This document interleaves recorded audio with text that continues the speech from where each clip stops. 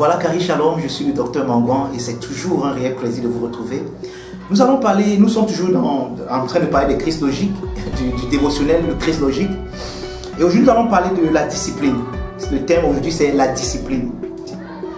2 Corinthiens 2, 6 à 8, c'est le texte du jour. Il est dit: il suffit pour cet homme du châtiment qui lui a été infligé par le plus grand nombre, en sorte que vous devez bien plutôt lui pardonner et le consoler, de peur qu'il ne soit accablé par une tristesse excessive. Je vous exhorte donc à faire acte de charité envers lui. Donc voilà le texte que nous allons étudier aujourd'hui sous le thème la discipline. Vous voyez, dans beaucoup d'églises aujourd'hui, on pratique ce qu'on appelle la discipline. Et la discipline est biblique. C'est biblique de discipliner, mais c'est quoi discipliner? Parce qu'aujourd'hui, ce jargon est utilisé dans un sens tellement paradoxal de ce que l'apôtre Paul appelle la discipline. Aujourd'hui, nous voyons beaucoup plus un acte punitif, un acte vindicatif, un acte au lieu d'un acte correctif et pédagogique. Vous voyez un peu. Donc aujourd'hui, la discipline, c'est un jargon utilisé par plusieurs leaders anti-guillemets pour se venger des autres, pour avilir les autres, pour vilipender, pour spolier les autres.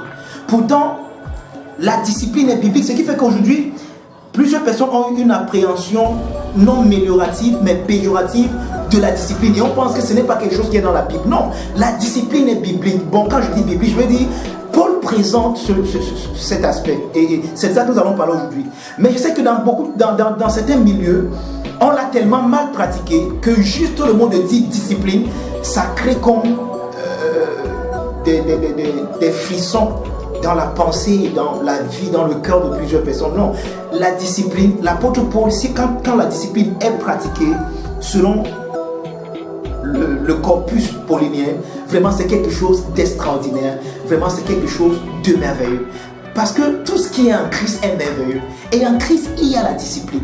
D'accord, il y a la discipline en Christ. Mais c'est quoi la discipline? Est-ce c'est faire asseoir un frère au dernier banc et ne pas le saluer, ne pas saluer qui que ce soit, ainsi de suite? C'est ça la discipline? Ou le vilipender, le spolier, l'anéantir même spirituellement, si je peux le dire, essayer de le tuer, même le détruire. Il y a certains leaders qui, certaines personnes sont décédées parce qu'ils les ont disciplinés et aujourd'hui s'en vendent, sont fiers. C'est ça que Paul appelle la discipline. C'est ça la discipline dans l'église aujourd'hui. Nous nous posons simplement des questions auxquelles nous voulons apporter des réponses. Et l'homme de Dieu nous dit ceci dans le Christ logique: nous amorcerons cette méditation par la déclaration: Dieu n'utilise pas le fouet contre ses enfants. Waouh, ça c'est une déclaration forte. Donc nous amorcerons cette méditation par la déclaration: Dieu n'utilise pas le fouet contre ses enfants. Le terme châtier, tel que utilisé dans Hébreux 12, signifie simplement instruire ou éduquer. D'accord? Donc lorsqu'on dit dans Hébreux 12, lorsque vous voyez le terme châtier, le châtiment, ça veut simplement, ça parle de l'éducation, de l'instruction. Donc châtier veut dire instruire, éduquer. Donc la discipline dans l'église est un acte de charité et non de vengeance. C'est important que nous martelons là-dessus. La discipline dans l'église est un acte de charité et non de vengeance. Dieu ne punit pas, mais il corrige. Nous l'avons déjà dit dans les émissions précédentes. Et ça devrait être également ça pour l'église qui est son corps. L'église ne punit pas les gens, mais l'église corrige, l'église discipline, l'église éduque, l'église instruit, afin que les fils de Dieu participent à la sainteté dans laquelle ils ont été sanctifiés. C'est ça le but de cette éducation. Maintenant, l'homme de Dieu continue son commentaire, il dit: une mauvaise compréhension de livrer un frère à Satan a fait en sorte que plusieurs frères se sont retrouvés marginalisés. Au lieu d'apprendre, ils ont été détruits parce que l'église appelle la discipline. Plusieurs frères, plusieurs enfants de Dieu, on les a jetés avec l'eau du bain. On a jeté l'enfant avec l'eau du bain. On les a spoliés, on les a marginalisés. Parce qu'on les a définis dans un acte qu'ils ont posé. Oubliant qu'en Christ, ils sont plus grands que les actes qu'ils posent. Mais on les a stéréotypés, on leur a donné une identité à cause de ce qu'ils ont fait. Et on les a détruits au lieu de les éduquer. Sous le nom de les discipliner.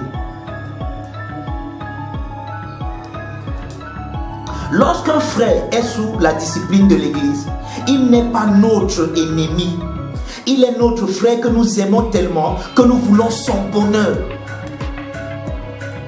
La discipline a pour but de restaurer et non de séparer. Oh my Father, thank you Jesus. Oh Abba Father, Abba Father. La discipline a pour but de restaurer et non de séparer. Elle ne devrait pas être pratiquée de manière à être une pierre d'achoppement ou une occasion de chute pour le frère discipliné. Chaque fois que cela arrive, c'est à cause du cœur méchant de l'homme qui se sert de la Bible pour ses fins, pour des fins inavouées. Plusieurs leaders se servent de la Bible et de ce jargon de discipline pour des fins inavouées dans les assemblées, pour détruire les frères, pour détruire la vie des gens. Ceux pour qui Jésus est mort, ceux que Jésus a unis dans la péricorèse, les gens veulent utiliser la Bible pour les détruire à des fins inavouées au nom de la discipline. Non, on l'a mis sous discipline, on le détruit, on le vilipende, on le spolie, il est marginalisé. Est-ce ça l'amour? Comment aura-t-il même besoin, après avoir appris, s'il faut même apprendre ce que vous lui reprochez, comment viendra-t-il encore au milieu de vous, puisque vous l'avez spolié, vous l'avez marginalisé? L'homme de Dieu continue son commentaire en disant: c'est une chose salutaire d'être livré à Satan, mais c'est un cauchemar d'être livré à la vindicte religieuse d'un leadership charnel. Oh mon Dieu. Vous voyez? Donc ici, l'homme de Dieu met en opposition, si je peux dire, met dans une dialectique le fait d'être livré à Satan, tel que Paul le présente. Et aujourd'hui, c'est que les gens appellent discipline, que lui l'appelle ici être livré à la vindicte religieuse d'un leadership charnel. Lorsque vous êtes conduit par des leaders charnels, ils vont vous mettre sous discipline. Cette discipline n'est pas pour vous corriger, n'est pas pour vous éduquer, mais c'est une vindicte. Et c'est un cauchemar d'être dans ce genre de situation. Je sais de quoi je parle. C'est un véritable cauchemar, frère.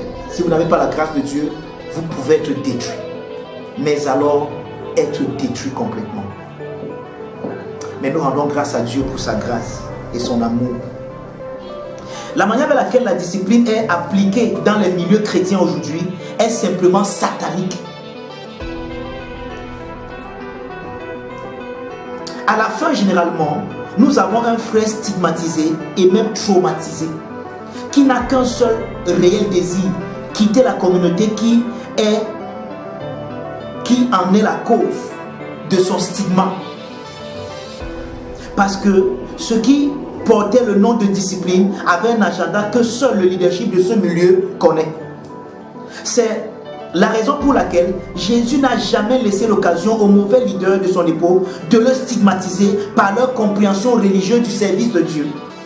Concernant par exemple le comportement le jour du sabbat. Un jour, les pharisiens et les sadducéens lui ont fait des reproches. Pourquoi tes disciples mangent-ils sans se laver les mains? Et Jésus ne s'est pas laissé stigmatisé ou marginalisé par ce genre de propos. Il a répondu au tic au tac. Il a dit: c'est pas ce qui entre dans la bouche de l'homme qui le souille, mais c'est ce qui sort de la bouche. Vous qui lavez vos mains, qu'est-ce qui sort de votre bouche? Qu'est-ce qui est à l'intérieur de vous?